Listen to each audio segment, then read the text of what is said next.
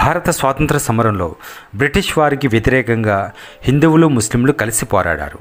ఈ పోరాటాన్ని బలహీనం చేయడానికి బ్రిటిష్ ప్రభుత్వం తన ద్వంద్వ విధానాన్ని అనుసరించింది. కాంగ్రెస్ పార్టీని బలహీనం చేయాలంటే మైనార్టీలుగా ఉన్నటువంటి ముస్లింలను తమ పక్కకు తిప్పుకోవాలని భావించింది. ఈ సమయంలో 1906లో ముస్లిం లీగ్ పార్టీ ఏర్పడింది.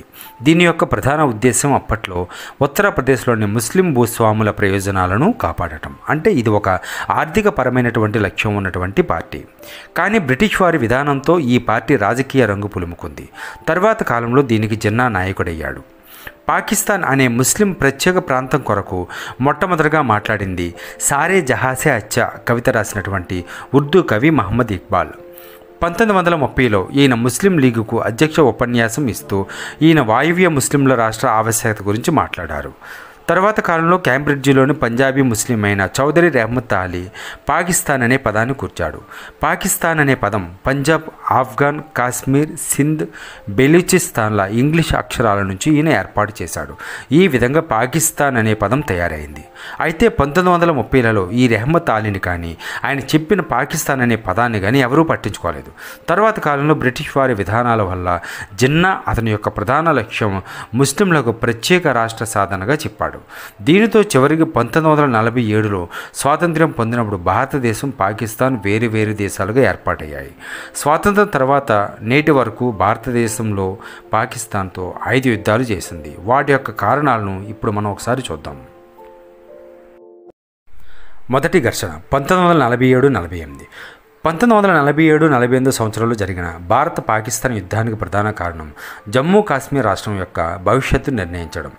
1947లో భారతదేశం, పాకిస్తాన్ విడిపోయిన తర్వాత జమ్మూ కాశ్మీర్ వంటి సంస్థానాలకు భారతదేశంలోకి కలవాలా, పాకిస్తాన్లో కలవాలా లేదా స్వతంత్రంగా ఉండాలని నిర్ణయించుకునే స్వేచ్ఛ లభించింది. పాకిస్తాన్ కాశ్మీర్ను తమ దేశంలోకి చేర్చాలని భావించింది. అయితే భారతదేశం దీనిని వ్యతిరేకించింది. జమ్మూ కాశ్మీర్లో అధిక సంఖ్యలో ముస్లింలు ఉన్నప్పటికీ హిందువుల సంఖ్య కూడా గణనీయంగానే ఉంది. కాశ్మీర్ మహారాజు హరిసింగ్ ఒక హిందువు. పాకిస్తాన్ మహారాజు హరిసింగ్ భారతదేశంలోకి చేరతాడన్న భయంతో పాకిస్తాన్ గిరిజన ఇస్లామిక్ దళాలు జమ్మూ కాశ్మీర్లోని కొన్ని ప్రాంతాలపై దాడి చేసి ఆక్రమించాయి. మహారాజా హరిసింగ్ భారత సైనిక సహాయం కోరి జమ్మూ కాశ్మీర్ని భారతదేశంలో విలీనం చేయాలని నిర్ణయించుకున్నాడు. ఈ సంఘటనతోనే 1947-48లో మొదటి భారత పాకిస్తాన్ యుద్ధం మొదలైంది. 1949 జనవరి 1న కాల్పుల విరమణ ప్రకటించారు. భారతదేశం కాశ్మీర్లోని సుమారు 2/3 వంతు ప్రాంతంపై నియంత్రణ సాధించగా పాకిస్తాన్ సుమారు 3 వంతు ప్రాంతంపై నియంత్రణ సాధించింది. పాకిస్తాన్ నియంత్రిత ప్రాంతాలను పాకిస్తాన్ ఆక్రమిత కాశ్మీర్ అని కూడా అంటారు.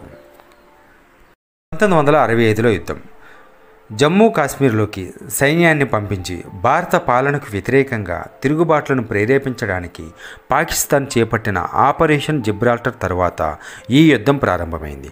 దీనికి భారత్ ప్రతిస్పందించింది. దీనివల్ల యుద్ధం ప్రారంభమైంది. దేశ విభజన తరువాత నీటి పంపిణీ గురించి కూడా వివాదం తలెత్తింది. ఇది మరింత గొడవలకు కారణమైంది.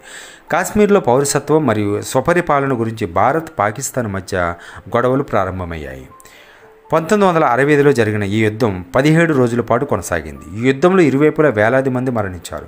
చివరికి ఐక్యరాజ్యసమితి ద్వారా కాల్పుల విరమణ ఒప్పందం కుదిరింది. యుద్ధం ముగిసింది. 1971 పాకిస్తాన్ యుద్ధం. ఈ యుద్ధం కాశ్మీర్ సమస్యతో సంబంధం లేని విధంగా ప్రత్యేకమైంది. కానీ తూర్పు పాకిస్తాన్, ఇప్పుడు బంగ్లాదేశ్లో తూర్పు పాకిస్తాన్ నాయకుడు షేక్ ముజిబుర్ రెహమాన్ మరియు పశ్చిమ పాకిస్తాన్ నాయకులు యహ్యా ఖాన్ మరియు జుల్ఫికర్ అలీ భుట్టోల మధ్య ఏర్పడిన రాజకీయ యుద్ధం వల్ల ఏర్పడిన సంక్షోభం దీనికి కారణం. ఈ యుద్ధం బంగ్లాదేశ్ స్వాతంత్ర ప్రకటనతో ముగిసింది. ఆపరేషన్ సెర్చ్ లైట్ అనేది 1971 మార్చిలో తూర్పు పాకిస్తాన్లో బెంగాలీ జాతీయవాద ఉద్యమాన్ని అణచివేయడానికి పాకిస్తానీ సైన్యం నిర్వహించిన సైనిక చర్య. దీనివల్ల 1971లో తూర్పు పాకిస్తాన్లోని దాదాపు 10 మిలియన్ల మంది బెంగాలీలు భారతదేశంలో ఆశ్రయం పొందారు. పాకిస్తాన్ భారతదేశం యొక్క పశ్చిమ సరిహద్దులో అనేక ప్రదేశాలపై దాడి చేసింది. కానీ భారత సైన్యం విజయవంతంగా తమ ప్రాంతాలను రక్షించుకుంది. అంతేకాక 15,010 చదరపు కిలోమీటర్లు పాకిస్తాన్ భూభాగాన్ని స్వాధీనం చేసుకుంది. 2 వారాల తీవ్రమైన పోరాటంలో తూర్పు పాకిస్తాన్లోని పాకిస్తాన్ దళాలు భారత మరియు బంగ్లాదేశ్ దళాల ఉమ్మడి కమాండ్కు లొంగిపోయాయి.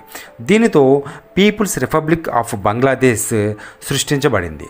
కానీ కాశ్మీర్, పాకిస్తాన్, పంజాబ్ మరియు సింధులలో భారతదేశం సంపాదించిన భూమిని 1972 సిమ్లా ఒప్పందంలో సద్భావనా చిహ్నంగా పాకిస్తాన్కు భారత్ తిరిగి ఇచ్చివేసింది.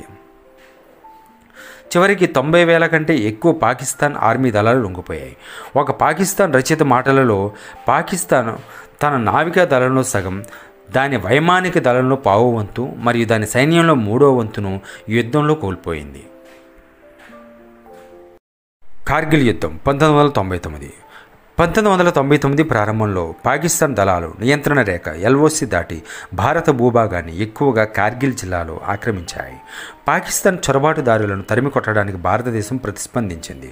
వివాదం జరిగిన 2 నెలల తర్వాత భారత దళాలు చొరబాటుదారులు ఆక్రమించిన చాలా కొండలను నెమ్మదిగా తిరిగి స్వాధీనం చేసుకున్నాయి.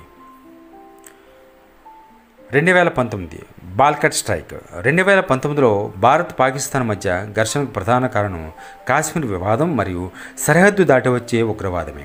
2019 ఫిబ్రవరిలో పుల్వామాలో జరిగిన ఉగ్రవాద దాడికి సమాధానంగా భారత వైమానిక దళం పాకిస్తాన్ ఆక్రమిత కాశ్మీర్లోని ఉగ్రవాద శిబిరాలపై దాడి చేసింది. దీనిని బాల్కట్ స్ట్రైక్ అని పిలుస్తారు.